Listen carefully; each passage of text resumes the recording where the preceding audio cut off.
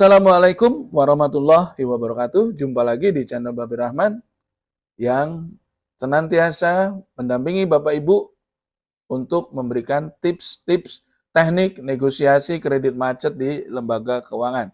Bapak Ibu, kali ini kita akan bahas surat dari Ibu Anggraini di Tegal, Jawa Tengah.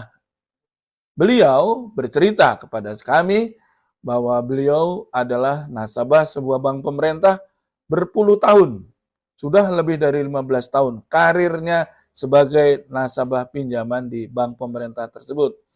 Pinjamannya berawal dari 100 juta rupiah, sampai terakhir sekarang sudah mencapai 4,5 miliar rupiah, dan tidak pernah macet. Pinjaman beliau bentuknya adalah rekening koran, jadi setiap bulan beliau hanya mengangsur membayar bunga saja. Nah, ceritanya beliau itu seorang ibu rumah tangga, tulen, kerjanya di rumah saja dan tidak pernah ikut membantu pengelolaan bisnisnya.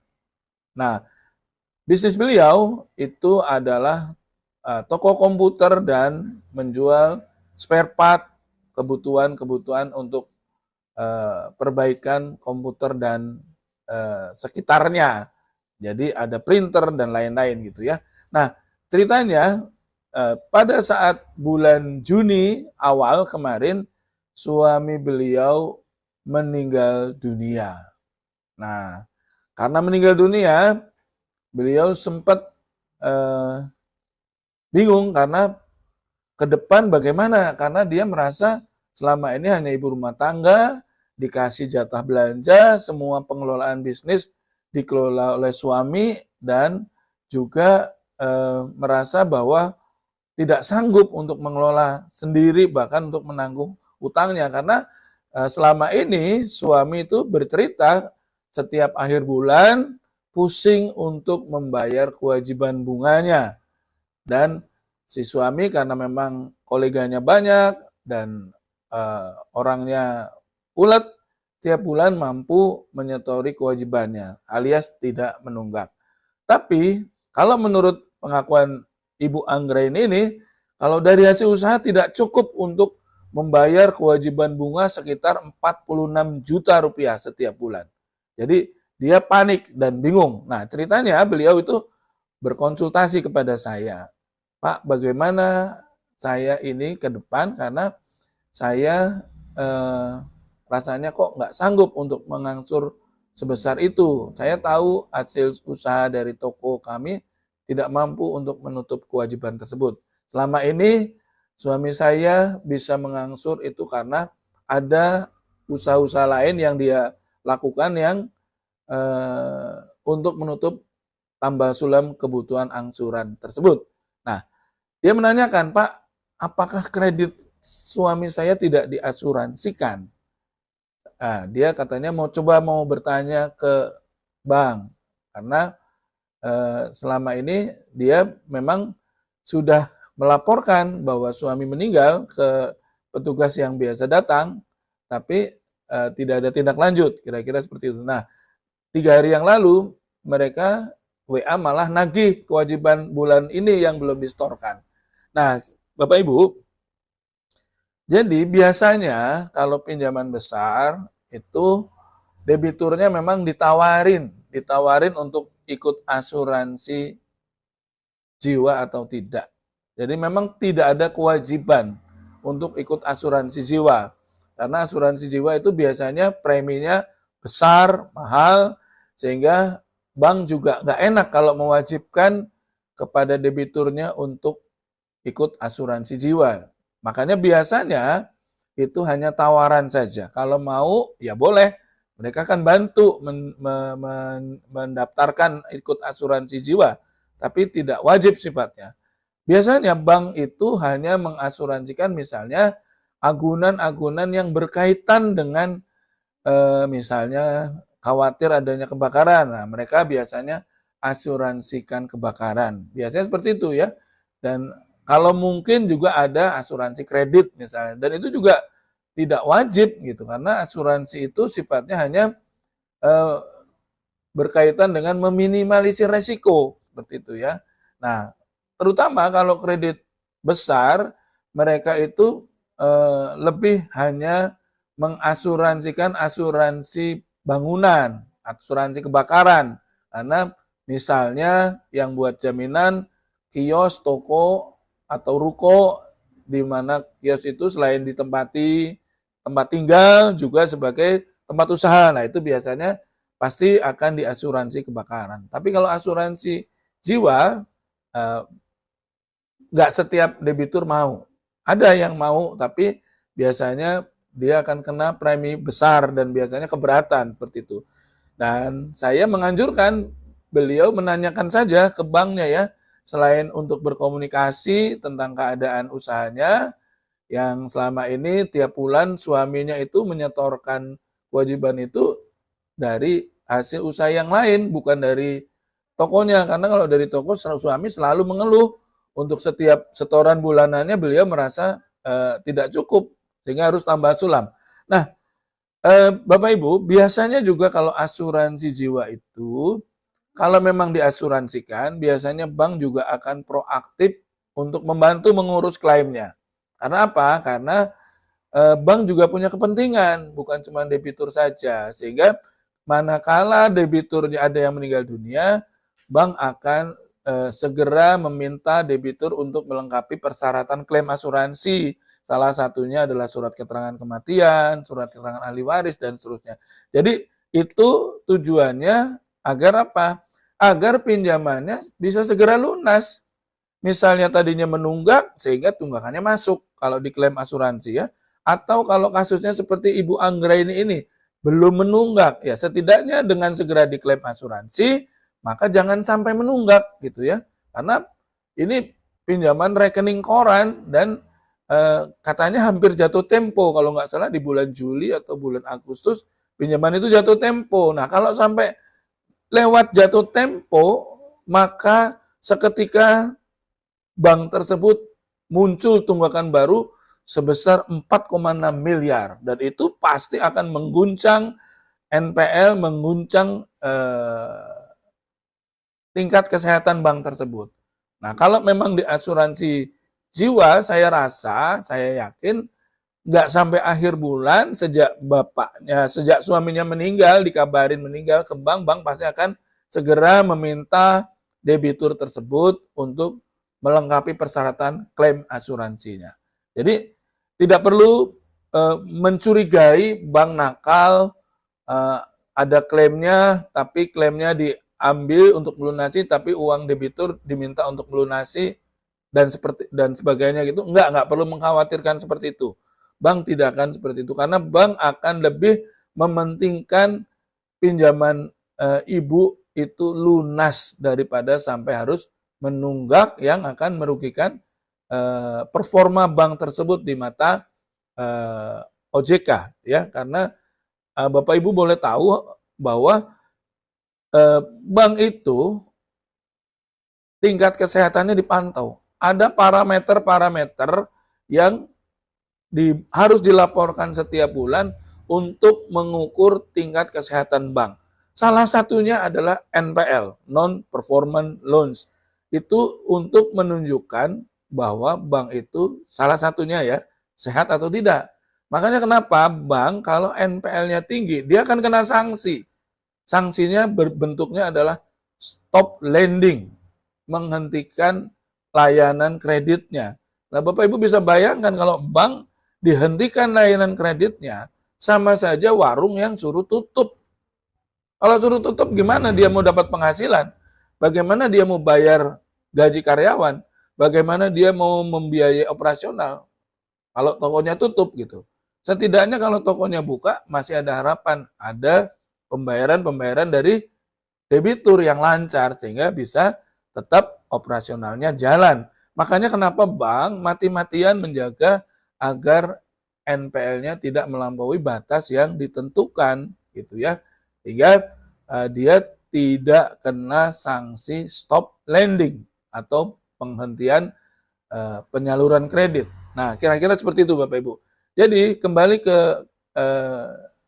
musibah yang menimpa kepada Ibu Anggreni, saya yakin memang asuransi jiwanya tidak disertakan, artinya suami beliau tidak didaftarkan asuransi jiwa. Makanya kenapa sampai akhir bulan ini tidak ada kabar klaim asuransi. Tapi nggak salah juga, misalnya Ibu Anggreni ini menceritakan atau melaporkan ke bank atau menanyakan ke bank apakah suaminya diikutkan asuransi jiwa atau tidak. Tapi Bapak Ibu, ada yang menarik dari diskusi saya dengan beliau, gitu ya. Setelah saya tanyakan kreditnya itu jaminannya apa saja, ternyata jaminannya adalah ruko yang dia tempatin dan tanah pekarangan.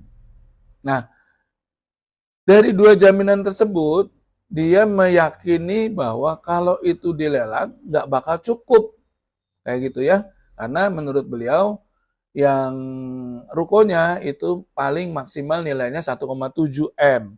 Dan tanah kosongnya itu juga paling maksimal nilainya 1 M saja gitu. Nah, jadi dari diskusi itu saya kemudian memberi semangat kepada beliau.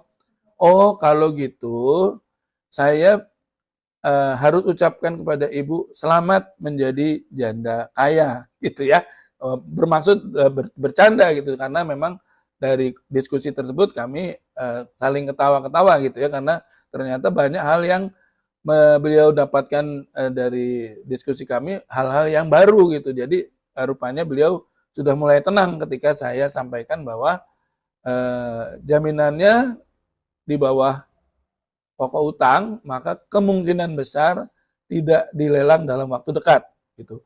Kalaupun dilelang dalam waktu dekat, pasti tidak akan laku gitu ya. Kenapa? Karena orang cenderung mau ikut lelang bila nilai jaminannya itu di bawah harga pasar. Mungkin letaknya strategis, mungkin rukonya itu bagus untuk bisnis. Tapi kalau nilainya yang dilelang tinggi, misalnya harganya tinggi di atas harga pasarnya, harga pasarannya, ya siapa yang mau beli gitu ya. Kalau misalnya harga pasarannya cuma 1,3, dilelang 1,7, karena pengikatannya katanya 1,7, ya nggak bakal laku, itu nggak bakal laku. Orang cenderung misalnya saya ditawarin, misalnya saya tetangganya Ibu Anggreni, mau nggak beli kiosnya Bu Anggreni itu, kami mau lelang gitu. Kemudian saya tanya berapa nilai lelenya, 1,7. Kemudian saya berpikir itu paling pasarnya 1,3, 1,2. Saya nggak tertarik, walaupun itu strategis, walaupun itu marketable, saya nggak akan tertarik gitu. Buat apa saya ikut lelang dengan harga di atas harga pasar gitu.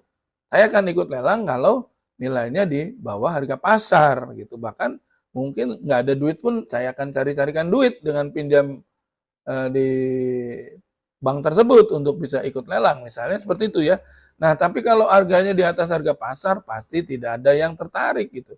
Jadi buat Ibu Anggreni, saya rasa Ibu Anggreni sementara ya biarkan saja gitu, biar saja. Nggak usah dipaksain setor, jadi Ibu nggak usah janji-janji sedang diusahakan, sedang diusahakan. Sampaikan saja bahwa selama ini suami bisa setor itu karena ada usaha lain yang saya tidak tahu, dan itu sifatnya one man show gitu. Sampaikan aja seperti itu. Bisnisnya yang lain yang selama ini untuk menopang angsuran itu dilakukan oleh suami, dan itu sifatnya one man show. Saya tidak bisa meneruskan gitu. Nah, kalau seperti itu, ibu akan dihadapkan pada ancaman lelang gitu. Kalau udah nggak setor di bulan ini, bulan depan lagi nggak setor lagi, bulan depan nggak setor lagi, sampai jatuh tempo, saya pastikan pasti ibu akan segera dilelang. Karena bank nggak mau beresiko kredit macetnya berlarut-larut. Mungkin malah sebelum jatuh tempo sudah diajukan lelang. Bisa saja seperti itu. Apakah boleh Pak, belum jatuh tempo diajukan lelang?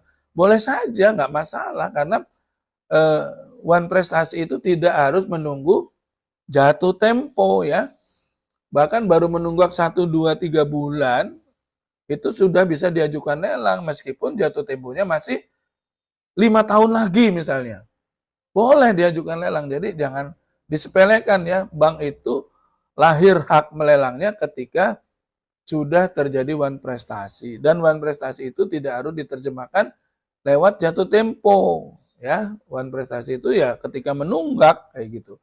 Jadi posisinya ibarat orang main catur, Ibu Anggreni ini posisinya menang, posisinya aman. Setidaknya sampai dengan mungkin 1 tahun yang akan datang gitu ya. Tapi juga perlu diwaspadai Bapak Ibu ya, terutama Ibu Anggreni mungkin melihat konten saya bahwa bank saat ini bisa melakukan yang namanya lelang konkuren ya. Di konten-konten sebelumnya sudah saya bahas. Lelang konkuren adalah lelang yang dilakukan oleh bank ketika dia menyadari bahwa di lelang sebelumnya itu nggak laku, kemudian setelah dilakukan penelusuran ternyata memang nilai agunannya itu dulu ditaksirnya, appraisalnya itu over taksasi. Artinya apa? Artinya penaksirannya melampaui batas pasar wajar kala itu. Gitu. Sehingga ketika bank menyadari bahwa ternyata appraisalnya itu melampaui nilai pasar wajar yang seharusnya, alias dia menaksirnya terlalu tinggi, maka dia akan appraisal ulang, kemudian dia akan lelang lagi. Nah, lelang lagi itu bahkan bisa jadi lelang lagi itu di angka pokok utang, gitu ya. Atau kalau kasusnya seperti Bu Anggreni ini, bisa jadi lelangnya di bawah pokok utang, gitu. Karena dia baru sadar bahwa ternyata appraisalnya yang kemarin itu melampaui nilai pasar wajar. Terus kalau gitu apa yang harus dilakukan oleh Bu Anggreni? Ya Bu Anggreni pantau terus, karena biasanya ketika bank akan melelang secara konkuren pun bank akan memberitahukan pada lelang-lelang berikutnya itu diberitahu akan dilelang senilai berapa.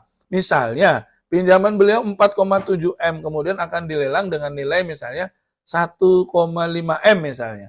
Mungkin nggak? Ya mungkin saja kalau bank mau, daripada mereka berpikir daripada uangnya mandek, nggak berputar, lebih baik dia lelang lagi, walaupun dia harus merugi, tapi setidaknya uang itu bisa diputar ke nasabah baru, menghasilkan laba baru gitu, seperti itu. Jadi mereka saat ini sudah sampai seperti itu ya,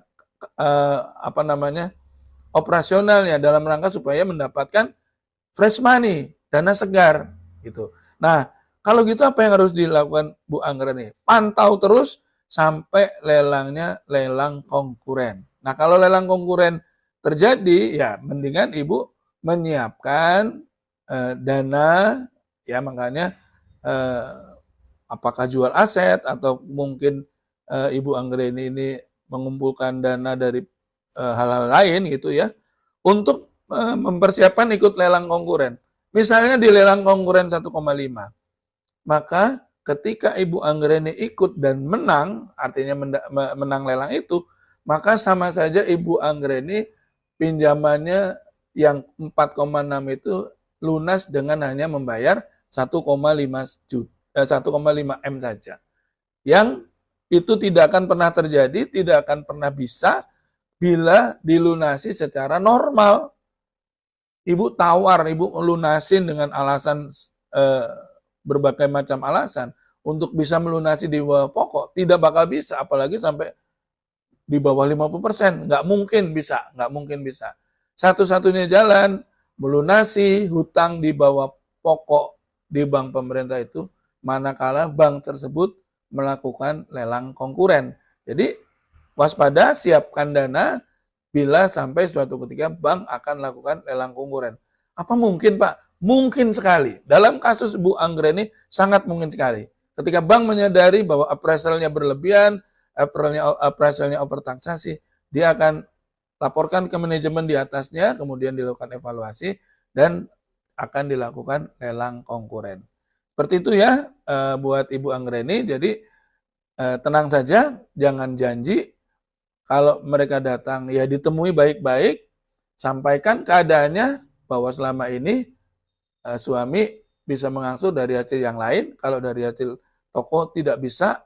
Nah, kalau mereka minta untuk diangsur lagi dari hasil toko, Ibu sampaikan saja bahwa saya lebih baik mengumpulkan uang untuk melunasi saja gitu. Sampaikan saja seperti itu. Jangan mau diminta untuk distorin dulu setiap bulan sesuai kemampuan. Jangan mau. Lebih baik ditahan uangnya. Kalau memang bisa menyisihkan uang untuk mengangsur, sekalipun tidak lengkap ya ditahan dulu. Ditahan dulu. Karena posisi tawar Bu Anggreni ini bagus gitu ya. Seperti tadi saya ceritakan, lebih baik menyiapkan dana untuk ikut lelang konkuren. Seperti itu ya Bapak Ibu. Semoga bermanfaat. Kita jumpa lagi di konten-konten saya berikutnya. Assalamualaikum warahmatullahi wabarakatuh.